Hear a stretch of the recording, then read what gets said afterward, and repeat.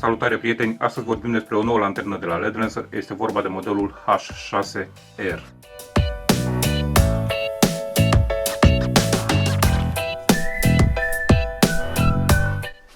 Așa arată cutia, dacă vi se pare cunoscută aveți dreptate, este foarte asemănătoare cu cea de la modelul H7R prima generație.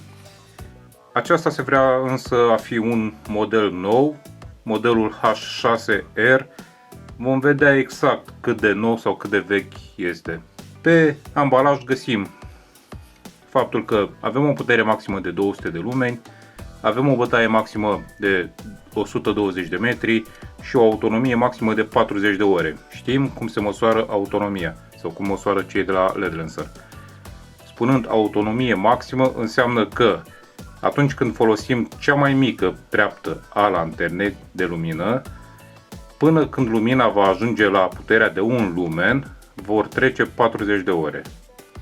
Aici avem specificate mai în detaliu faptul că treapta mare este 200 de lumeni, treapta mică este de 5 lumeni, dar atenție, nu este impropriu spus treaptă, pentru că mulți dintre voi știu deja că lanternele frontale de la LED Lancer nu au trepte cele din seria H, ci pur și simplu au un potențiometru prin care reglezi luminozitatea de la 5 până la 200 de lumeni în cazul ăsta, fără trepte.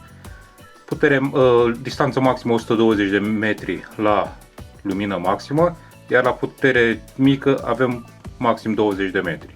Autonomia o vedem aici dată ca fiind 2 ore pentru puterea maximă de 200 de lumeni. Atenție, din nou, nu avem 200 de lumeni constanți timp de 2 ore, sub nicio formă, ci dacă folosim lanterna la putere maximă, puterea luminii va scade până când va ajunge la un flux luminos de 1 lumen, vor trece 2 ore.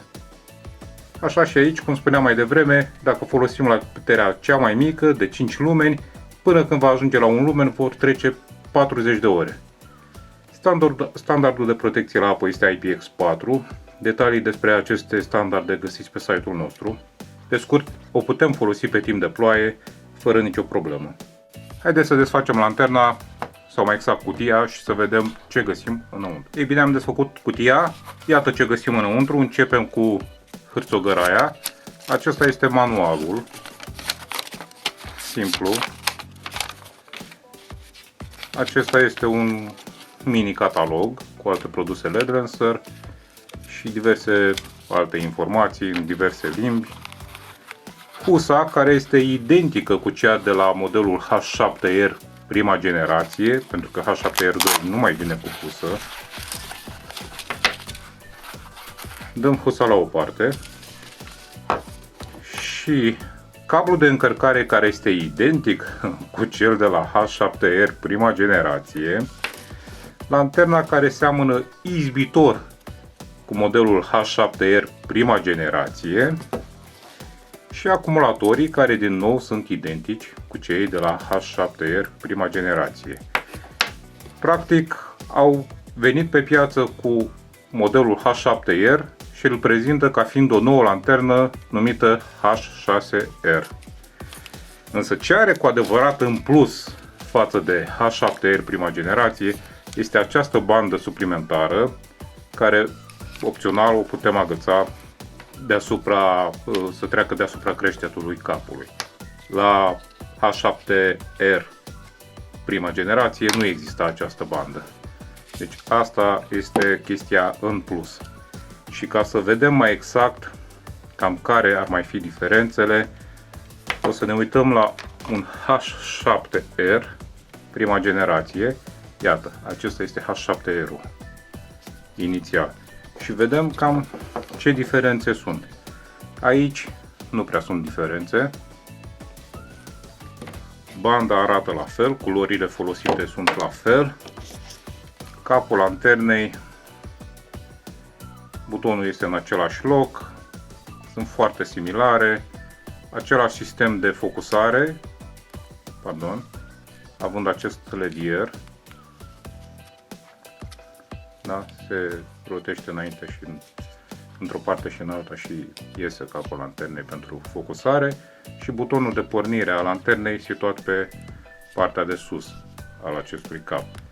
Bineînțeles că avem cap rabatabil și într-o parte și în alta și dacă vrem să găsim neapărat o diferență este, iată, culoarea acestui aluminiu de aici.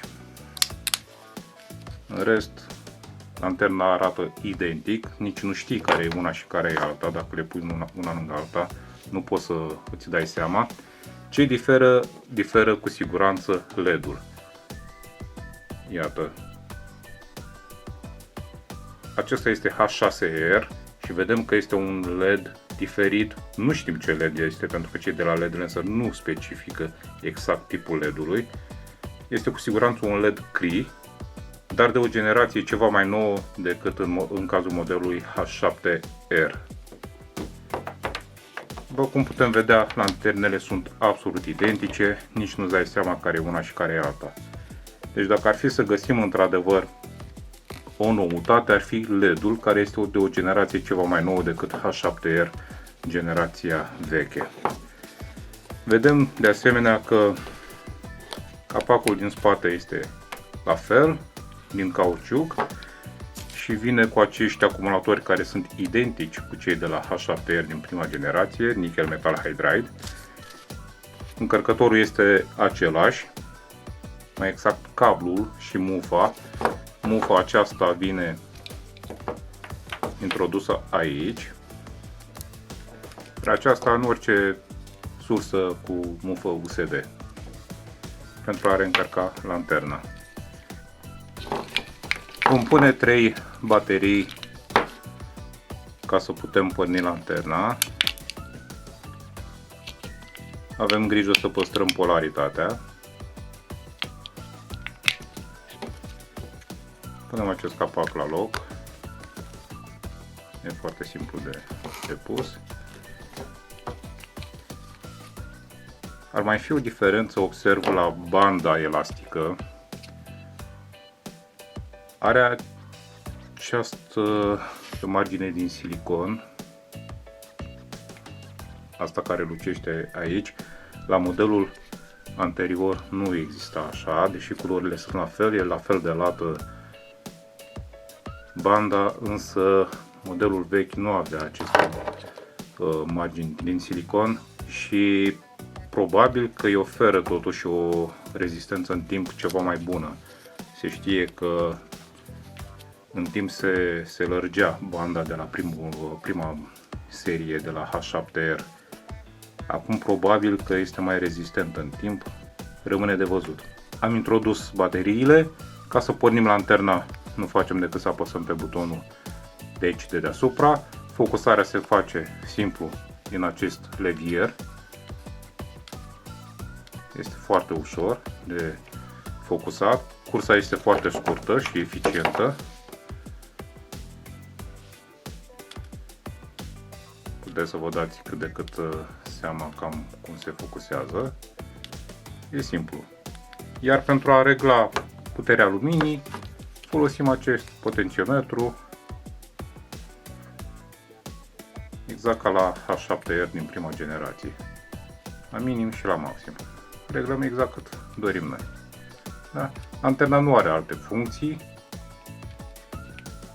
de SOS, de stroboscop, de nimic, ci atâta. Se aprinde, se stinge, focusează fluxul de lumină și se reglează puterea luminii din acest potențiometru. Este o lanternă foarte bună. De ce? Pentru că pur și simplu H7R, prima generație, a fost o lanternă foarte bună și foarte populară.